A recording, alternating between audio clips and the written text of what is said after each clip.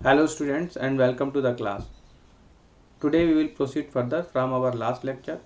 In last lecture we have covered about the criminal codes.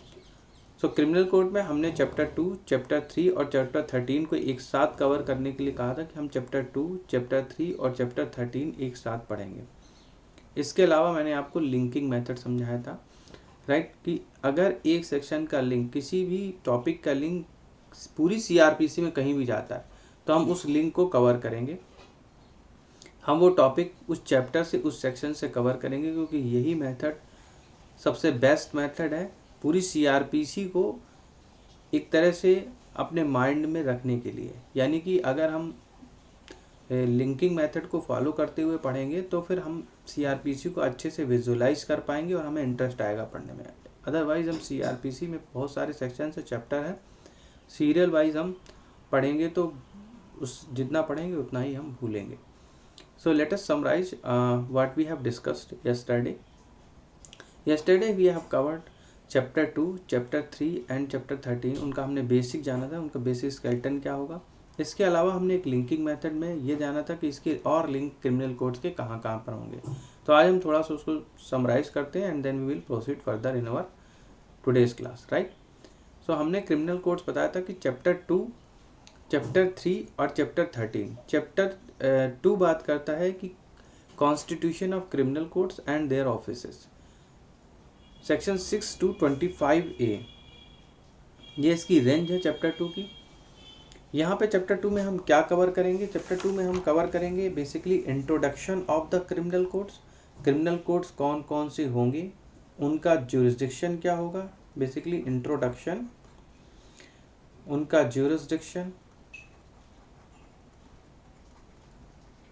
क्या होगा, judicial magistrate first class, judicial magistrate second class, JM1, JM2, metropolitan magistrate, right. Then हम discuss करेंगे subordinations के बारे में, इनके सबऑर्डिनेशंस के बारे में डिस्कस करेंगे हम। एंड देन हमने will discuss about the public prosecutor, assistant public prosecutor और डायरेक्टरेट ऑफ पब्लिक प्रोसिक्यूटर।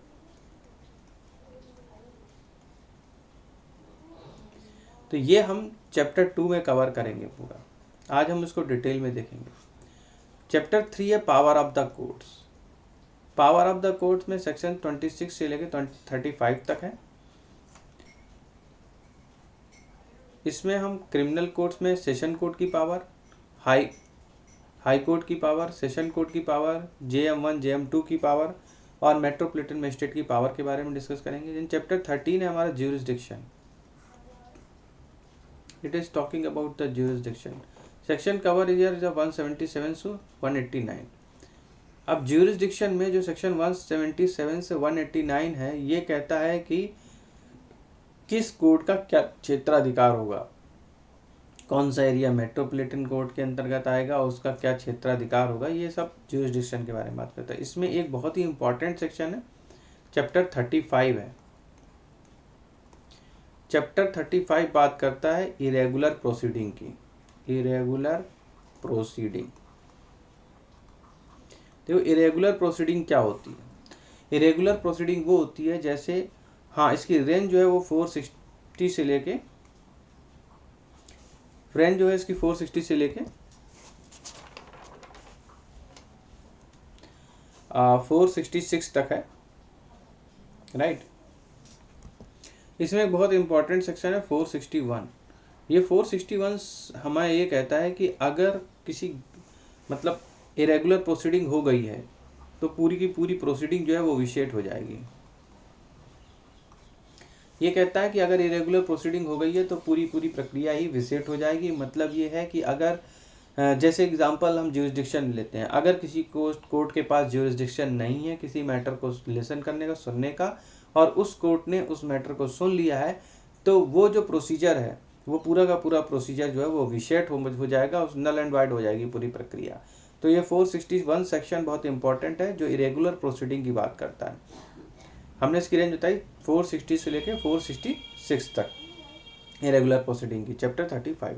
तो हमने बेसिकली चैप्टर 2, चैप्टर 3, चैप्टर 13 में बात की है इसके अलावा इसकी लिंकिंग की बात की क्रिमिनल कोड्स की, लिंकिंग कहाँ पे होगी, जब केस कोर्ट में कमिट कर दिया जाएगा, when the case is commit to the court. Commit मतलब एक कोर्ट उस कोर्ट को सुपुर्द कर दिया गया केस, यानी कि ऐसा कब होगा, चैप्टर 14 में और चैप्टर 16 में। तो कमिट का केस जो है चैप्टर 14 और चैप्टर 16 है।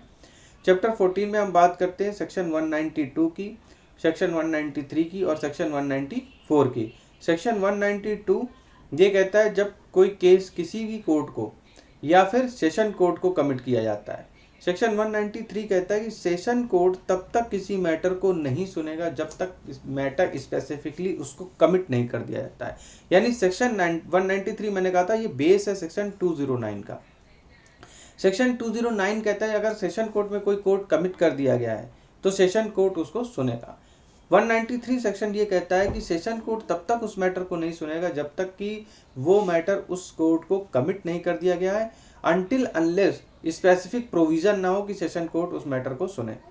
अगर संविधान में स्पेसिफिक प्रोविजन है, ये कोर्ट सीआरपीसी में स्पेसिफिक प्रोविजन लिखा हुआ है कि नहीं सेशन कोर्ट इस मैटर को सुनेगा, स्पेसिफिक प्रोविजन है, तो फिर वो सेशन कोर्ट उस मैटर को सुनेगा। अदरवाइज सेशन कोर्ट डायरेक्टली उस मैटर को कभी नहीं सुनेगा अनटिल अनलेस उस मैटर को उस सेशन कोर्ट को कमिट नहीं किया गया है। इसके अलावा जब केस है एक कोर्ट से दूसरे कोर्ट में ट्रांसफ़र होता है तो ट्रांसफ़र का केस है। तो ट्रांसफ़र के केस में 3 सिचुएशन बनती हैं यहाँ पे। In the case of transfer we have 3 situations. One is before trial, another one is during the trial, and third one is power of high court, right? तो हमने before the trial, during the trial and power of high court. तो before trial में जो case transfer होता है कब, जब case court को कमिट कर दिया जाता है, यानी मामला न्यायालय को सुपुर्द कर दिया जाए। केस कमिट किया गया कोर्ट को, तो जब केस कोर्ट को कमिट किया जाता है तो मैंने बताया था ऐसा 3 सेक्शन 192, सेक्शन 193, सेक्शन 194 और एक सेक्शन 209। यहाँ पे सेक्शन जो कोर्ट है वो कमिट किया जाता है, दूसरी कोर्ट जो केस है वो कोर्ट को कमिट किया जाता है। तो सेक्शन 192 में हमने डिस्कस किया था कि सेक्शन जो कमिट है वो किया गया है किसी भी कोर्ट को या फिर सेशन कोर्ट को। सेक्शन 193 बेसिकली ये बात करता है कि कोर्ट तब तक कमिट नहीं किया जाएगा, केस तब तक कोर्ट को कमिट नहीं किया जाएगा जब तक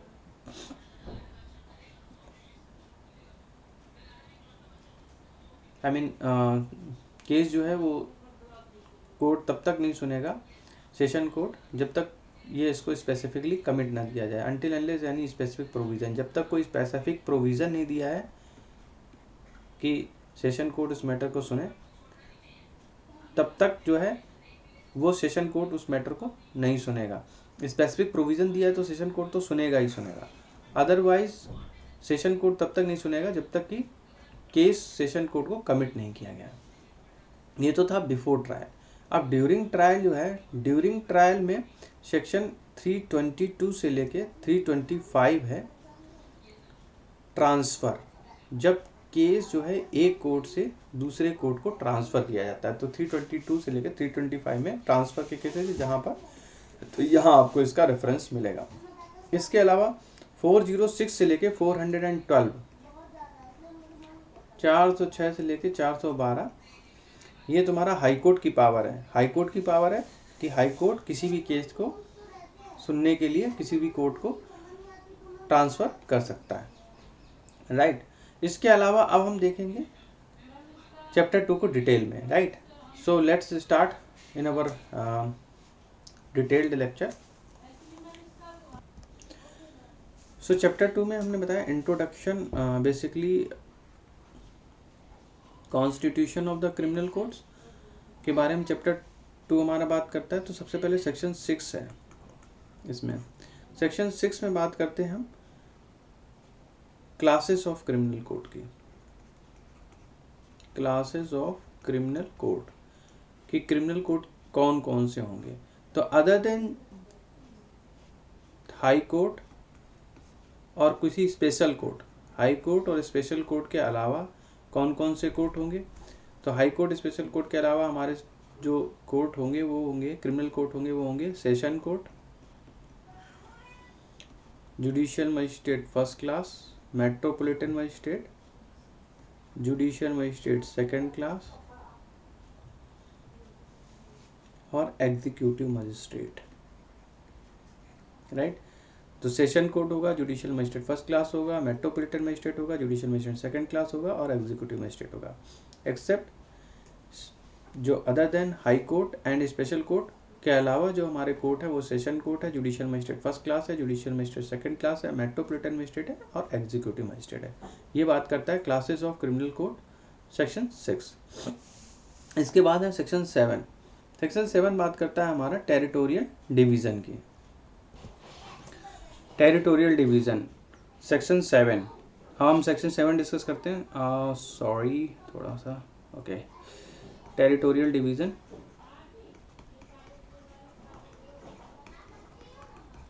ऑलराइट, सेक्शन 7 है, टेरिटोरियल डिवीज़न की बात करता है। तो सेक्शन 7 में हम ये देखेंगे कि सेशन कोर्ट जो है स्टेट है हमारा, ठीक है, वो स्टेट किसी भी सेशन कोर्ट को इस्टेब्लिश कर सकता है, नंबर ऑफ सेशन कोर्ट उनको इस्टेब्लिश कर सकता है।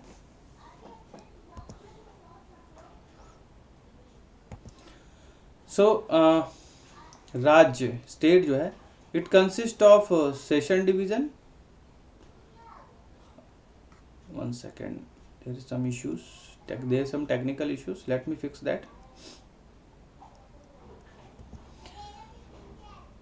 So section 7 कहता है territorial division, every state consist of session division और सेशन डिवीजन्स। एक स्टेट जो है उसमें कई सारे सेशन डिवीजन्स भी हो सकते हैं या एक सेशन डिवीजन हो सकता है, right. Every state shall consist of session division और session divisions and each session division have district और मल्टीपल डिस्ट्रिक्ट्स।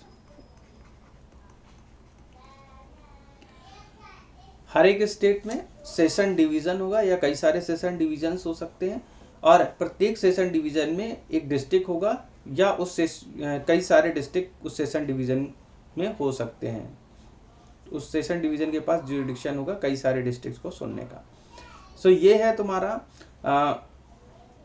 एक टेरिटोरियल डिवीजन कैसे होगा क्रिमिनल कोर्ट्स का। हर एक स्टेट में सेशन डिवीजन होगा या नंबर ऑफ सेशन डिवीजन्स होंगे या प्रत्येक सेशन डिवीजन में एक डिस्ट्रिक्ट होगा या नंबर ऑफ डिस्ट्रिक्ट्स होंगे, राइट। इसके अलावा एक प्रोविजो है कि अगर वो मेट्रोपॉलिटन एरिया है, राइट, अगर वो एरिया जो है मेट्रोपॉलिटन है तो उसका सेपरेट होगा सेशन डिवीजन और डिस्ट्रिक्ट। मेट्रोपॉलिटन एरिया के केस में क्या होगा, सेपरेट होगा सेशन डिवीजन और डिस्ट्रिक्ट। सबसेक्शन 2 कहता है इसका कि स्टेट गवर्नमेंट जो है उसको लिमिट कर सकती है, number of such session divisions और डिस्ट्रिक्ट को लिमिट कर सकती है, कम कर सकती है, ज़्यादा कर सकती है। सबसेक्शन 3 कहता है इसका कि स्टेट गवर्नमेंट जो है वो डिस्ट्रिक्ट जो है किसी भी डिस्ट्रिक्ट को, स्टेट गवर्नमेंट किसी भी डिस्ट्रिक्ट को डिवाइड कर सकती है सब डिवीजन्स में, राइट। स्टेट गवर्नमेंट किसी भी डिस्ट्रिक्ट को सब डिवीजन्स में डिवाइड कर सकती है और ऐसे सब डिवीजन्स की लिमिट को कम या ज़्यादा कर सकती है, यानी लिमिट को कंट्रोल कर सकती है। तो हमने टेरिटोरियल डिवीजन में पहला सबसेक्शन पढ़ा कि स्टेट गवर्नमेंट जो है वो स्टेट है, उसमें कई सारे सेशन डिवीजन्स हो सकते हैं या एक सेशन डिवीजन होगा और प्रत्येक सेशन डिवीजन में कई सारे डिस्ट्रिक्ट हो सकते हैं या एक डिस्ट्रिक्ट होगा। उसके बाद हमने देखा कि अगर वो इसका प्रोविज़ो हमने देखा अगर वो एरिया मेट्रोपॉलिटन एरिया है तो फिर इसका स्कोप जो है जो सेशन डिवीज़न होगा या डिस्ट्रिक्ट होंगे वो इसके सेपरेट होंगे, separate session division and district होगा। सेक्शन 2 में हमने लिमिट, सबसेक्शन 2 में हमने लिमिट की बात की तो नंबर ऑफ सच डिवीजन्स को कम या ज़्यादा कर सकती है, कौन कर सकता है, स्टेट गवर्नमेंट कर सकती है। इसका सबसेक्शन 3 में हमने कहा कि स्टेट गवर्नमेंट जो है वो डिवाइड कर सकती है किसी भी डिस्ट्रिक्ट को सब डिवीजन्स में और इस तरह के डिविजन्स को कंट्रोल कर सकती है, इनकी लिमिट को कंट्रोल कर सकती है, कम या ज़्यादा स्टेट गवर्नमेंट कर सकती है। सबसेक्शन 4 कहता है कि जो सेशन डिविजन्स हैं या इनके सब डिविजन्स हैं, before the commencement of the code जो थे वो इसमें वैसे ही कंसीडर किए जाएंगे। इन दिस कोड वो same as it is consider किए जाएंगे, जो इसके पहले जो before provision of this code ये थे, तो वो एज इट इज़ यहाँ पे भी कंसीडर किए जाएंगे, राइट। तो ये सेक्शन 7 हमारा टेरिटोरियल डिवीजन के बारे में बात करता था। अब हम सेक्शन 8 जो है वो मेट्रोपॉलिटन एरिया देखेंगे। सेक्शन 8 मेट्रोपॉलिटन एरिया जो है उसमें क्या है कि स्टेट गवर्नमेंट किसी भी एरिया को मेट्रोपॉलिटन एरिया डिक्लेयर कर सकती है। कौन होगा? Section 8 metropolitan area, metropolitan area, right. तो मेट्रोपॉलिटन एरिया कौन सा होगा, कौन डिक्लेयर करेगा इसको? स्टेट गवर्नमेंट डिक्लेयर करेगी। किसी भी एरिया को मेट्रोपॉलिटन एरिया डिक्लेयर कर सकती है जिसकी आबादी 1 मिलियन हो, जिसकी जो आबादी है वो 1 मिलियन हो, तो वो स्टेट गवर्नमेंट उसको, जिसकी पॉपुलेशन 1 मिलियन यानी 10 लाख है, तो उसको मेट्रोपॉलिटन एरिया कौन डिक्लेयर कर सकता है? स्टेट गवर्नमेंट उस एरिया को मेट्रोपॉलिटन एरिया डिक्लेयर कर सकती है। तो कौन डिक्लेयर करेगा? ये स्टेट गवर्नमेंट डिक्लेयर करेगी। कैसे डिक्लेयर करेगी? बाय नोटिफिकेशन, नोटिफिकेशन से डिक्लेयर करेगी। किस एरिया को मेट्रोपॉलिटन एरिया डिक्लेयर करेगी? जिसकी पॉपुलेशन 1 मिलियन या 10 लाख हो। पॉइंट नंबर 2 कहता है प्रेसिडेंसी टाउन। प्रेसिडेंसी टाउन कौन कौन से है तुम्हारे? बॉम्बे, कलकत्ता, मद्रास और अहमदाबाद। बॉम्बे, कलकत्ता, मद्रास और अहमदाबाद जो before commencement of this code ये प्रेसिडेंसी टाउन थे, वो कौन होंगे? वो सारे मेट्रोपॉलिटन एरिया में आएंगे। थर्ड पॉइंट कहता है वही मॉडिफिकेशन, यानी स्टेट गवर्नमेंट अल्टर कर सकती है, यानी कि किसी भी एरिया की जो पॉपुलेशन है उसको अल्टर कर सकती है। किसी भी क्षेत्र जो उसका जुरिडिक्शन है उससे उस एरिया को बाहर भी, जैसे ये एक एरिया है, ये मेट्रोपॉलिटन एरिया है, अब इस पर्टिकुलर एरिया को स्टेट गवर्नमेंट चाहे तो इसके जुरिडिक्शन से बाहर कर सकती है। तो जो एरिया इसके जुरिडिक्शन से बाहर चला गया, अब वो जिस भी जुडिशियल मजिस्ट्रेट के अंतर्गत आएगा, अब उसका जुरिडिक्शन उस जुडिशियल मजिस्ट्रेट के पास चला जाएगा, यानी इस एरिया का भी जुरिडिक्शन इस जुडिशियल मजिस्ट्रेट के पास चला जाएगा और इस पर्टिकुलर बचे हुए एरिया को या मेट्रोपॉलिटन मजिस्ट्रेट के अधीन रहेगा। तो लेकिन ये अल्टर कब कर सकती है? इसकी पॉपुलेशन जो है वो अल्टर करने के बाद, जो एरिया है इसको हटाने के बाद भी वो 10 लाख से नीचे नहीं होनी चाहिए, यानी कि it should be not be less than 1 million. 1 million से नीचे इसकी पॉपुलेशन नहीं जानी चाहिए। ये एक प्रीरिक्विजिट कंडीशन है इसमें कि इसकी पॉपुलेशन जो है वो 1 मिलियन से कम नहीं होनी चाहिए। और जो एरिया जो हटा है उसका जुडिक्शन किसके पास चला जाएगा? इस जेएम के पास चला जाएगा। तो this is all about section 8। तो हमने सेक्शन 6 पढ़ा। सेक्शन 6 में हमने क्लासेस ऑफ क्रिमिनल कोड पढ़े। क्लासेस ऑफ क्रिमिनल कोड मतलब कि beside high court and any other special court there will be criminal courts like judicial magistrate, session court, judicial magistrate first class, metropolitan magistrate, judicial magistrate second class and executive magistrate. Section 7 में हमने क्या पढ़ा? Territorial division. Territorial division के बारे में पढ़ा कि territorial division कैसे होगा उसका पर्टिकुलर एरिया का, और वो यानी कि हर एक स्टेट जो है, हर एक स्टेट में एक सेशन कोर्ट होगा और या फिर नंबर ऑफ सेशन कोर्ट होंगे, और हर सेशन कोर्ट जो होगा तुम्हारा उसमें एक जिला होगा या कई सारे जिले होंगे। तो in every state there will be a session division और multiple session divisions and each session division must have a district और मल्टीपल डिस्ट्रिक्ट, राइट। नंबर इसमें प्रोविजो क्या है कि अगर वो एरिया मेट्रोपॉलिटन एरिया है तो मेट्रोपॉलिटन एरिया का क्या होगा? सेपरेट सेशन डिवीजन होगा और सेपरेट डिस्ट्रिक्ट होगा। इसके बाद हमने पढ़ा कि लिमिट के बारे में कि स्टेट गवर्नमेंट अल्टर कर सकती है एज सच एरिया की लिमिट को, नंबर ऑफ एरिया जो कम कर सकती है और घटा भी सकती है और बढ़ा भी सकती है सब डिविजन्स को। स्टेट गवर्नमेंट किसी भी डिस्ट्रिक्ट को सब डिवीजन में डिवाइड कर सकती है और ऐसे नंबर ऑफ सच डिविजन्स को अल्टर कर सकती है डिविजन्स को। Before commencement of this code जो भी एरिया इसमें जुडिशियल मजिस्ट्रेट के अंतर्गत आता था वो एरिया एज इट इज आएगा after commencement of this code as well. Section 8 हमने मेट्रोपॉलिटन एरिया की बात की। कोई भी एरिया स्टेट गवर्नमेंट नोटिफिकेशन के द्वारा मेट्रोपॉलिटन एरिया डिक्लेयर कर सकती है जिसकी पॉपुलेशन 10 लाख या 1 मिलियन हो। नंबर 2 हमने कहा before commencement of this code presidency town जो है बॉम्बे, कलकत्ता, मद्रास, अहमदाबाद, ये मेट्रोपॉलिटन एरिया में थे और रहेंगे, अभी भी रहेंगे, right. After the notification state government alter कर सकती है, 10 लाख से कम की पॉपुलेशन नहीं होनी चाहिए, किसी भी एरिया को हटा सकती है मेट्रोपॉलिटन एरिया से। जो एरिया हटाया गया है मेट्रोपॉलिटन एरिया से, तो उसका जुडिशन जो भी जुडिशियल मजिस्ट्रेट है उस एरिया जहाँ पे वो जिसके अंतर्गत वो एरिया गया है, तो उसके जुडिशन में आ जाएगा, वो जुडिशियल मजिस्ट्रेट के जुडिशन में। और जो लेकिन एक कंडीशन ये है कि वो उस एरिया की जो पॉपुलेशन है वो 1 मिलियन से नीचे नहीं जानी चाहिए। तो ये हमने 6, 7, 8 सेक्शंस कवर किए। अब सेक्शन हम इस तरह से कवर कर सकते हैं। सेशन कोड के बारे में हम देखेंगे यहाँ पे। सेशन कोड हम इसको इस तरह से डिवाइड कर सकते हैं। Session sorry 1 second.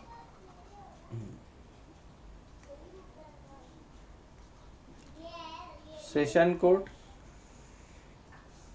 then judicial magistrate,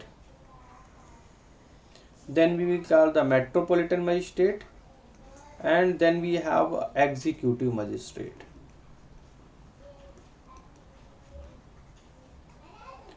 right तो हमने यहाँ पे जो सेक्शन कवर करेंगे, हम सेक्शन 9 और सेक्शन 10 कवर करेंगे सेशन कोर्ट में। सेक्शन 11 to 15 हम करेंगे जुडिशियल मजिस्ट्रेट कोर्ट में। मेट्रोपॉलिटन मजिस्ट्रेट में 16 to 19 कवर करेंगे, और यहाँ पे हम 20 to 23 कवर करेंगे। ऑलराइट, ये हैं सेक्शंस हमारे।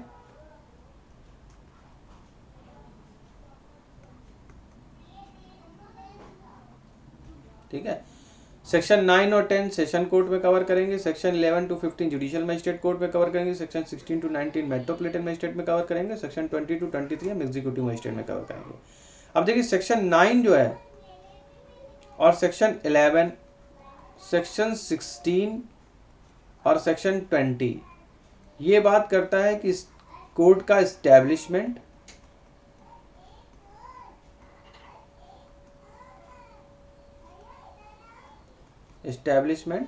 और अपॉइंटमेंट ऑफ जजेस। सेक्शन 9, सेक्शन 11, सेक्शन 16 और सेक्शन 20 बात करता है कोर्ट के इस्टेब्लिशमेंट और अपॉइंटमेंट ऑफ द जजेस। यहाँ पे जो सेशन कोर्ट होगा उसको इस्टेब्लिश कौन करेगा? स्टेट गवर्नमेंट करेगी। और इसके सिटिंग प्लेस को कौन डिसाइड करेगी? स्टेट गवर्नमेंट डिसाइड करेगी। और इसमें जो जज होगा सेशन जज, इसकी अपॉइंटमेंट कौन करेगा? सेशन जज की। सेशन जज की अपॉइंटमेंट कौन करेगा? हाई कोर्ट करेगा। और अगर पोजीशन वैकेंट हो गई है, यानी कोई पोजीशन खाली हो गई है, तो उसको कौन फिल करेगा? उसको भी हाई कोर्ट फिल करेगा। सेशन कोर्ट इसमें कोर्ट को इस्टेब्लिश करने, स्टेट गवर्नमेंट कोर्ट को इस्टेब्लिश करेगा, उसकी सिटिंग प्लेस को डिफाइन करेगा। इसका अपॉइंटमेंट जो है वो हाई कोर्ट करेगा सेशन जज का। इसके अलावा हाई कोर्ट अपॉइंटमेंट करेगा असिस्टेंट सेशन जज का और एडिशनल सेशन जज का, एडीजे। असिस्टेंट सेशन जज और एडिशनल सेशन जज का अपॉइंटमेंट भी कौन करेगा? हाई कोर्ट करेगा। और अगर कोई पोजीशन वैकेंट हो गई है तो उसका अरेंजमेंट कौन करेगा? ये हाई कोर्ट अरेंजमेंट करेगा। हाई कोर्ट क्या कहेगा कि असिस्टेंट सेशन जज या एडिशनल सेशन जज है वो उस मैटर को सुनेगा। अगर एडिशनल सेशन जज और असिस्टेंट सेशन जज भी अब्सेंट है, उनकी पोजीशन भी वैकेंट है, तो उस केस में सीजीएम को कहेगा हाई कोर्ट कि सीजीएम जो है उस मैटर को सुनेगा और उस पोजीशन पे उस जगह पे बैठेगा। और पूरी की अगर कोई मतलब प्रोसीडिंग है वो बहुत ज़्यादा इम्पॉर्टेंट है, तो उस मैटर को डिस्पोज ऑफ करने के लिए वो सीजीएम से कहेगा कि आप इस मैटर को डिस्पोज ऑफ करें। तो हाई कोर्ट ऐसा आदेश चीफ जुडिशियल मजिस्ट्रेट को दे सकता है इन केस ऑफ अगर एडिशनल सेशन जज और असिस्टेंट सेशन जज भी अवेलेबल नहीं है तो। इसके बाद हमने सेक्शन 11 की बात की थी। सेक्शन 11 में जो है हमारा कोर्ट ऑफ जुडिशियल मजिस्ट्रेट है। तो जुडिशियल मजिस्ट्रेट की जो इन एवरी डिस्ट्रिक्ट, हर एक डिस्ट्रिक्ट में प्रत्येक जिले में जुडिशियल मजिस्ट्रेट फर्स्ट क्लास और जुडिशियल मजिस्ट्रेट सेकंड क्लास, ठीक है। इसको जो जुडिशियल मजिस्ट्रेट कोर्ट है इसकी इस्टेब्लिशमेंट, अगेन वही इस्टेब्लिशमेंट कौन करेगा? स्टेट गवर्नमेंट करेगी। हर कितने भी एवरी डिस्ट्रिक्ट में स्टेट गवर्नमेंट नोटिफिकेशन के थ्रू कितने भी जुडिशियल मजिस्ट्रेट फर्स्ट क्लास और जुडिशियल मजिस्ट्रेट सेकंड क्लास का इस्टेब्लिशमेंट कर सकती है। इसमें एक प्रोविजो है कि स्टेट गवर्नमेंट किसी स्पेशल या पर्टिकुलर केस को सुनने के लिए भी, कोई पर्टिकुलर कोई बहुत विशेष केस है उसको सुनने के लिए भी जुडिशियल मजिस्ट्रेट फर्स्ट क्लास और जुडिशियल मजिस्ट्रेट सेकंड क्लास का एस्टेब्लिशमेंट कर सकती है। लेकिन वो जुडिशियल मजिस्ट्रेट फर्स्ट क्लास और जुडिशियल मजिस्ट्रेट सेकंड क्लास की जो कोर्ट है, जो बेंच है, वो खाली उस स्पेशल मैटर को ही सुनने के लिए बैठेगी। इसके अलावा वो किसी और मैटर को नहीं सुन सकती है। अब जो हाई कोर्ट है, हाई कोर्ट को इसका जो प्रेसिडिंग ऑफिसर है कोर्ट का, वो कौन अपॉइंट करेगा? अगेन अपॉइंटमेंट जो है इसमें जुडिशियल मजिस्ट्रेट में, यानी कि इसमें दो ही चीज, इसमें भी स्टैब्लिशमेंट और अपॉइंटमेंट, जजेस का अपॉइंटमेंट। जो प्रेसिडिंग ऑफिसर इसकी अपॉइंटमेंट कौन करेगा? ये भी हाई कोर्ट करेगा। कौन करेगा? हाई कोर्ट करेगा। और हाई कोर्ट, थर्ड पॉइंट इसमें, थर्ड सबसेक्शन है कि हाई कोर्ट को अगर सही लगता है तो वो जुडिशरी की जो प्रैक्टिस है, जो भी न्यायिक सेवा में कार्यरत है जुडिशियल मजिस्ट्रेट सिविल जज का, उसको जुडिशियल मजिस्ट्रेट 1 और जुडिशियल मजिस्ट्रेट 2 की पावर एक्सरसाइज करने के लिए हाई कोर्ट कह सकता है। हाई कोर्ट उसको जुडिशियल मजिस्ट्रेट 1 या जुडिशियल मजिस्ट्रेट 2 बना सकता है। अगेन सेक्शन 16 में भी वही दो बातें, इसका एस्टेब्लिशमेंट और अपॉइंटमेंट। तो एस्टेब्लिशमेंट किसके द्वारा होगा? अगेन स्टेट गवर्नमेंट इसको एस्टेब्लिश करेगी कोर्ट को, और इसकी सीटिंग प्लेस को कौन डिसाइड करेगा? वो भी स्टेट गवर्नमेंट डिसाइड करेगी। इसका जो प्रेसिडिंग ऑफिसर है उसका अपॉइंटमेंट कौन करेगा? इन दोनों में, सेक्शन 9 में भी, सेक्शन 11 में भी, सॉरी, अपॉइंटमेंट कौन कर रहा था? High court. यहाँ पे भी अपॉइंटमेंट कौन करेगा? हाई कोर्ट अपॉइंटमेंट करेगा। राइट, कौन करेगा? हाई कोर्ट अपॉइंटमेंट करेगा। और जुरिस्डिक्शन पावर जो है इसकी मेट्रोपॉलिटन एरिया की, वो अदर एरिया में भी एक्सटेंड कर सकती है, यानी कुछ और जुडिशियल मजिस्ट्रेट का एरिया है, अगर वहाँ तक उसकी जुरिडिक्शन जा रही है तो उस एरिया तक वो इसकी जुरिडिक्शन एक्सटेंड कर सकती है। सेक्शन 20 में एग्जीक्यूटिव मजिस्ट्रेट है। स्टेट गवर्नमेंट जितना चाहे उतना एग्जीक्यूटिव मजिस्ट्रेट बना सकती है एज पर द रिक्वायरमेंट। उनमें से किसी एक को वो डिस्ट्रिक्ट मजिस्ट्रेट बनाएगी, डीएम की पावर देगी। अगर डीएम का ऑफिस वैकेंट है तब क्या होगा? डीएम का ऑफिस अगर वैकेंट है तो स्टेट गवर्नमेंट किसी भी उसका जो भी सबऑर्डिनेट होगा डीएम का, उसको टेम्परेरी कह सकती है डीएम की पावर को एक्सरसाइज करने के लिए। तो ये बहुत सिंपल, देखिए सेशन कोड है सेक्शन 9 और सेक्शन 10। सेक्शन 9 में एस्टेब्लिशमेंट, अपॉइंटमेंट सेशन जजेस का और सेशन कोर्ट का एस्टेब्लिशमेंट। सेक्शन 11 में establishment, appointment judicial magistrate first class, judicial magistrate second class का। सेक्शन 16 में स्टेट गवर्नमेंट अपॉइंटमेंट करेगी मेट्रोपॉलिटन मजिस्ट्रेट का और मेट्रोपॉलिटन कोर्ट को एस्टेब्लिश करेगी, sorry, state government metropolitan court को एस्टेब्लिश करेगी और हाई कोर्ट मेट्रोपॉलिटन मजिस्ट्रेट। यहाँ पे अपॉइंटमेंट जो भी है, अगर मैं थोड़ी गलती से भी कभी कभी हो जाता है, गलती से भी निकल गया अगर स्टेट गवर्नमेंट, तो अपॉइंटमेंट जो भी है हाई कोर्ट कर रहा है। यहाँ पे स्टेट गवर्नमेंट कोर्ट को एस्टेब्लिश करेगी, लाइक मेट्रोपॉलिटन मजिस्ट्रेट कोर्ट है तो स्टेट गवर्नमेंट इसको मेट्रोपॉलिटन एरिया है तो मेट्रोपॉलिटन मजिस्ट्रेट कोर्ट की एस्टेब्लिशमेंट करेगी स्टेट गवर्नमेंट। एंड जजेस जो है वो अपॉइंटमेंट करेगी कौन? हाई कोर्ट करेगी। एग्जीक्यूटिव मजिस्ट्रेट में अपॉइंटमेंट केवल स्टेट गवर्नमेंट करेगी, और इस अपॉइंटमेंट में जैसा स्टेट को सूट करता है, स्टेट अपने अकॉर्डिंग एग्जीक्यूटिव मजिस्ट्रेट के नंबर्स को अपॉइंट कर सकती है और उनमें से किसी एक को डिस्ट्रिक्ट मजिस्ट्रेट की पावर दे सकती है।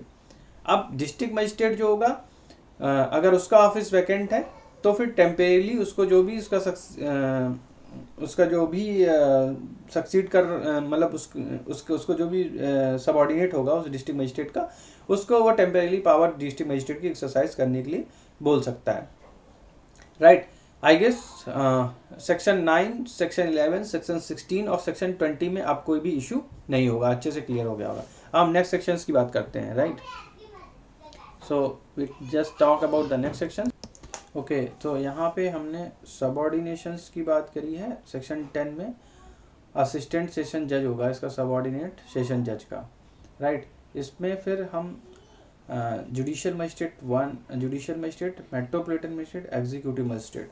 तो जुडिशियल मजिस्ट्रेट में हम चीफ जुडिशियल मजिस्ट्रेट, एसीजेएम और SDJM, additional chief judicial magistrate और सब डिविजनल जुडिशियल मजिस्ट्रेट की बात की है सेक्शन 12 में हमने। तो यहाँ पे JM1 या JM2 है, वही CJM या चीफ जुडिशियल मजिस्ट्रेट या एडिशनल चीफ जुडिशियल मजिस्ट्रेट कौन बनेगा? JM1 बनेगा या फिर JM2 बनेगा। JM1 बनेगा या फिर JM2 बनेगा, CJM या ACJM। और इसको कौन एम्पावर करेगा? CJM और ACJM के लिए JM1 या JM2 को ये करेगा हाई कोर्ट। ठीक है, chief judicial magistrate, additional chief judicial magistrate कौन बनेगा? जुडिशियल मजिस्ट्रेट फर्स्ट क्लास बनेगा या फिर जुडिशियल मजिस्ट्रेट सेकंड क्लास बनेगा? कौन इसको एम्पावर करेगा? हाई कोर्ट एम्पावर करेगा। जुडिशियल मजिस्ट्रेट 1 जो है वो किसी भी सब डिवीज़न में, जुडिशियल मजिस्ट्रेट 1 है वो किसी भी सब डिवीज़न में SDJM यानी सब डिविजनल जुडिशियल मजिस्ट्रेट की पोजीशन को एक्वायर करेगा।